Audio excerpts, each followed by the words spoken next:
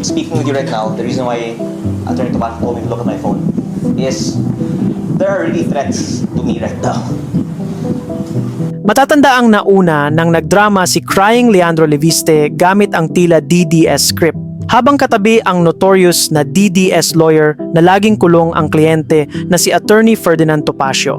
Maraming netizens ang natawa sa drama ng Duterte Solar Crony kasi sounds like DDS script ang kanyang claim na pagpapatayin daw siya ay lalabas daw ang tinatawag niyang Cabral Files. May dahilan na napakaraming mga personalidad ay umaatake sa akin.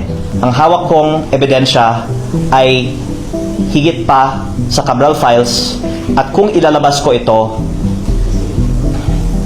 malaki ang magiging consequences nito para sa ating bansa. Ang sabi niya sa tila robotic na boses ni Pionatic Chucky Sara Duterte, Huwag nyo akong patayin. Dahil kung papatayin nyo ako, lalabas ang buong katotohanan ng mga ginawa ninyo sa DPWH. Sinabi niya yan habang tila nakangisi at may kumpas si Topacio sa kanyang tabi na tila ba kabisado na ng DDS lawyer ang mga katagang dramatic na binitiwan ni Crying Leandro. Scripted po ba? Huwag ka mag-alala, ma'am, sa security ko kasi may kinausap na ako na tao. Sinabi ko sa kanya, kapag pinatay ako, patayin mo si BBM. Ang siste, kagaya ni Pionatic Chucky Sara, walang kaakibat na papel, report o blotter ang claim na ito ni Crying Leandro. As far as we know, hindi nagpa-blotter ang promil kid na genius boy o nag-report man lang sa pulisya kagaya ng ginawa ni Auntie Claire Castro para kung sakaling may masamang mangyari, at least may report, hindi po ba? Kasi kahit nga po ito po maski na po ang Vice Presidente, sinasabi niya tinethreaten siya. Pero she was being asked, where's the report na ikaw tinethreaten? So if you do not have any report, parang wala kang credibility pag sinabi mong tinatakot ang buhay mo. So I have to do this for my own security and protection. Pero tila may malaking dahilan kung bakit nagdadrama di umano si Crying Leandro na may banta sa kanyang buhay.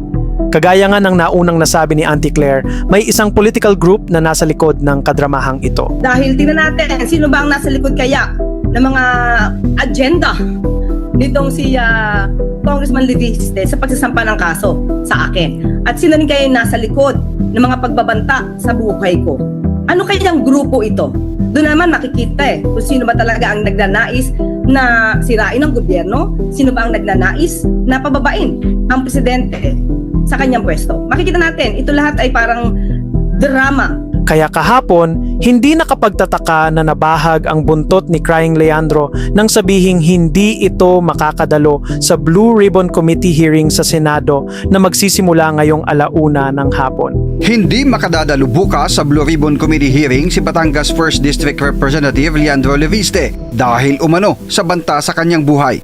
Sa programang Point of Order sa Abante, sinabi ng kanyang abogadong si Ferdinand Topacio ang mga banta kay Leviste ay kasunod ng pagsiwalat sa Cabral Files. Bakit? Takot kay Senator Ping Lacson? Takot na baka i-challenge kung nasa kanya ba talaga ang tinatawag niyang Cabral Files?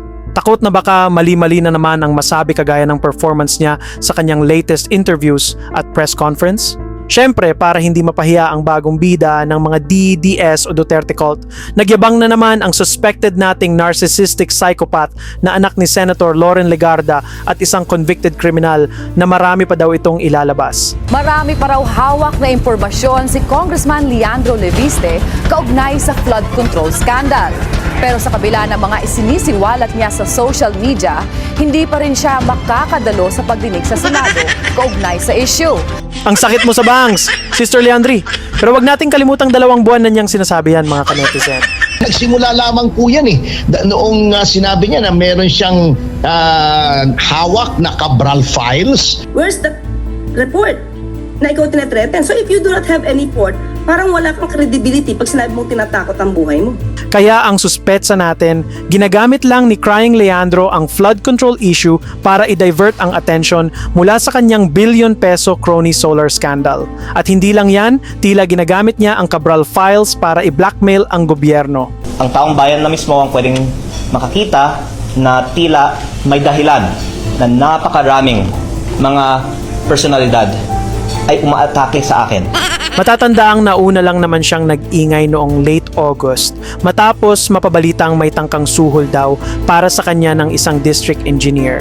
Then after that, tila pilit niyang isiniksik ang kanyang sarili sa flood control issue nang makipag-meeting siya kay Yumaong Catalina Cabral.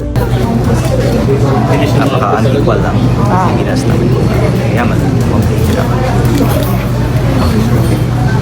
Kaya din ako grades mo.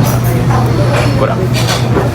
At lalo na siyang nag-ingay ng nag-ingay, sunod-sunod ang kanyang press conferences at interviews only after Cabral's death. Ibinahagi po ni Yusek Cabral sa akin noong June 11 sa aming unang meeting sa kanyang opisina ang kanyang high-level budget allocation formula. See the timeline? Ngayon, ilang DPWH staff ang nagsasabi na pilit di umano niyang kinuha ang ilang files mula kay Cabral na nagresulta sa pagiging sugatan ng former DPWH Yusek dahil sa paper cut. Ang taong bayan ay may karapatan na malaman saan napunta yung 3.5 trillion pesos. Meaning, pilit na isiniksik ni Crying Leandro ang sarili sa issue at nagnakaw pa di umano ng DPWH files na ngayon ginagamit niya hindi lang para magmukhang bida kundi tila pang-blackmail sa ilang tao sa gobyerno na hindi naman niya mapangalanan. At hindi lang yan, wala pa siyang prinsipyo kasi tila off-limits ang mga kaibigan ng kanyang ina at ilang beses niyang sinabi yan.